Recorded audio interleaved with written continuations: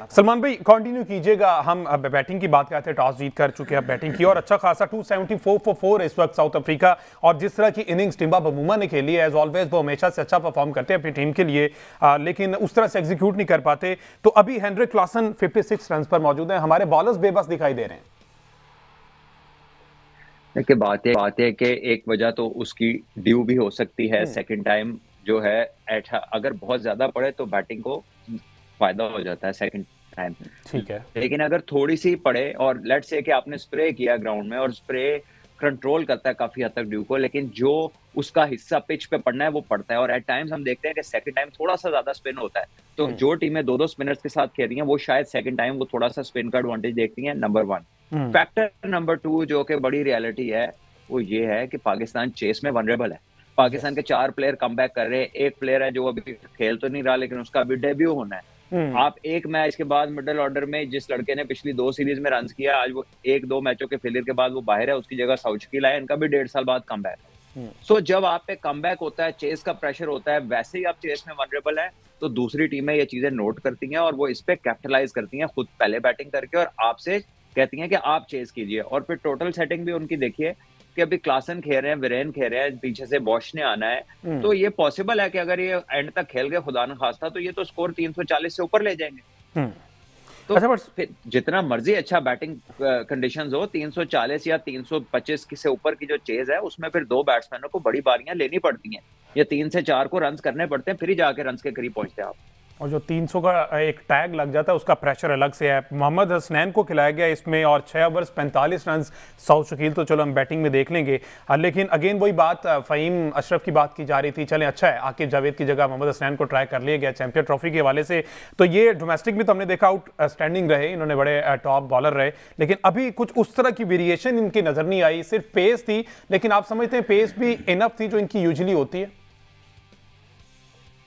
देखिए थोड़ा सा शायद डाउन ऑन पेस रहे हैं। मैंने इनकी बॉल टू बॉल बॉलिंग तो नहीं देखी, लेकिन जितना थोड़ा बहुत देखा है उसमें रिदम में नहीं लग रहे। ऐसा लग रहा है कि जैसे थोड़ी स्ट्रगल कर रहे हैं।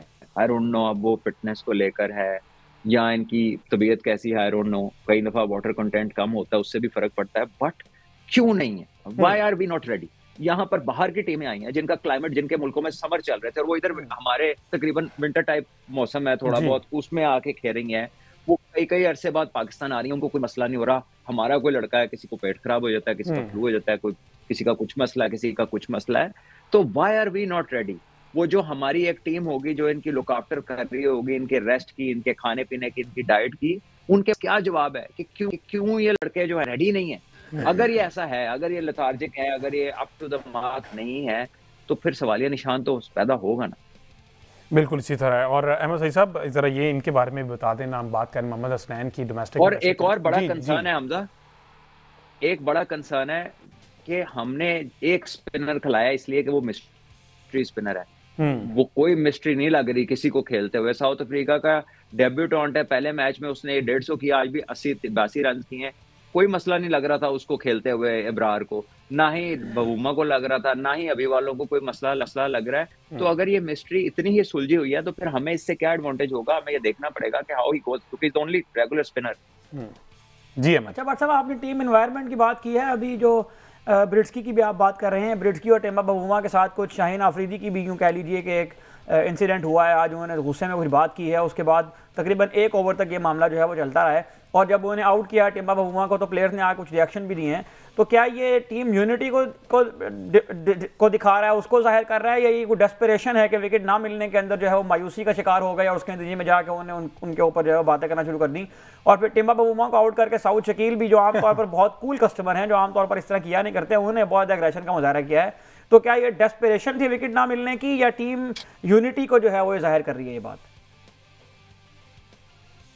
देखिए टीम यूनिटी जो है उसका मुझे नहीं समझ आ रही कि उसको मैं कैसे लिंक करूं। बट बात यह है कि रन आउट हुआ है, टिम्बा बमूमा रन आउट करके आप कौन सी एग्रेशन दिखाना चाह रहे हैं? पर रन आउट तो होता है या ब्रिलियंट फील्डिंग का नतीजा, या वो होता है मिस कम्युनिकेशन का नतीजा, मिसअंडरस्टैंडिंग का नतीजा। अब ये हालत आ गई है कि रन आउट करके भी अगर आप लोगों ने, मतलब मैंने देखा नहीं है, लेकिन अगर रन आउट के बाद अग्रेसिव एक्शंस दिखाए गए हैं तो दिस टेल्स यू कि ये फ्रस्ट्रेशन है। ऑब्वियसली फ्रस्ट्रेशन है, पार्टनरशिप लगी हुई थी, वो आउट नहीं हो रहे थे, रन्स भी बन रहे थे, और ये मैच सेमीफाइनल की हैसियत रखता है इस ट्राई सीरीज में, जो ये जीतेगा उसने आगे जाना है। तो हालात जो है, सिचुएशन जो है टाइम्स आपको अग्रेसिव बना देती है, बट देन जो टॉप प्लेयर्स होते हैं वो मतलब सेलिब्रेशंस को भी, उनका भी कोई कॉन्टेक्स्ट होता है ना, कि अब आपने रन आउट करके जो है वो अग्रेशन दिखानी है, तो फिर मैं अब क्या बिल्कुल एग्रेसिव हों तो जरा अपनी परफॉर्मेंस में एग्रेसिव हों। बट साहब नसीम शाह अगेन 9 ओवर करवा चुके हैं, 60 रन हैं without getting any wicket. Naseem Shah का फॉल्ट आपको कहां पर नजर आ रहा है, क्या मसला है उनके कोई रिदम में? हालांकि स्टार्ट में हमने देखा कि अच्छे रिदम पे बॉल कर रहे थे, 1-2 ओवर के बाद डाउन डाउन डाउन और फिर एंड पर आके तो बिल्कुल ही डाउन हो गए। खुद से फ्रस्ट्रेशन उनके शो हो रही थी, थके थके से फील हो रहे थे। तो अगेन वही आप वाली बात कि एनवायरमेंट तो उनका चेंज हुआ है और ये पहले से थक गए।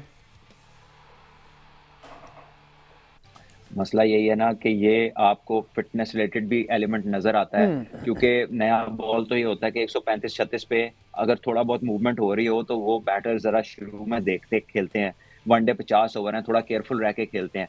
लेकिन अगर आप ओल्ड बॉल के साथ आपके पास कुछ ऑफर करने को नहीं है, ना आपका रिवर्स हो रहा है, ना आप कोई मूवमेंट हासिल करने में कामयाब है, पेस भी अगर आपकी वही रहती है 135-36, तो फिर तो आप बैट्समैनों के लिए एक ईजी डाइन इन है, मतलब वो तो आपको जो मर्जी खा पी जाएगा।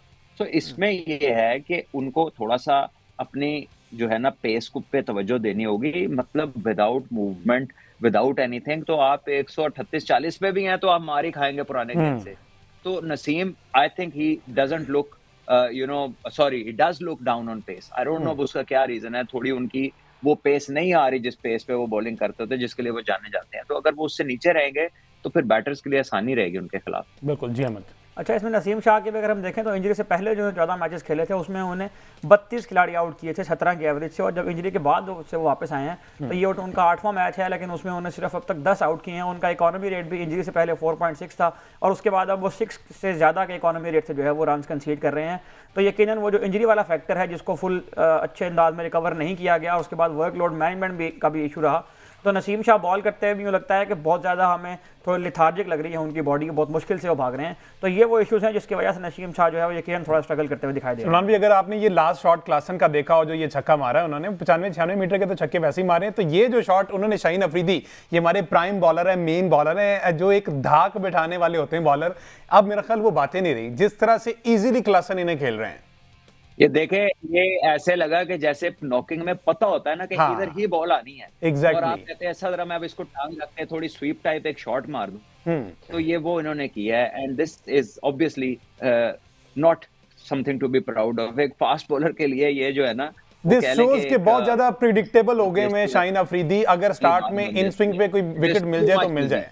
या कह लीजिए क्लासन की ब्रिलियंस है, no doubt, but then Shaheen for him I think and once again खाते में ही नहीं लाए वो उनको, जिस तरह उन्होंने शॉट खेला है। अच्छा बट साहब, जो कराची का विकेट है, आप भी यहाँ खेले हैं, वो बहुत मशहूर मैच है पाकिस्तान इंडिया का, जिसमें 349 किया था इंडिया ने और 343 किया था बाद में पाकिस्तान ने चेज में। यहाँ पर इतना आसान है बैटिंग करना, ये क्लासन जिस तरह के छक्के मार रहे हैं शाहीन शाह अफरीदी को, और उसके बाद ओपनर यहाँ पर खास तौर पे बहुत मशहूर है रन बनाने में। आपकी अपनी माशाल्लाह 54 की एवरेज है नेशनल स्टेडियम कराची में, तो यहाँ बैटिंग करना इतना आसान है बाहर के लोगों के लिए आकर?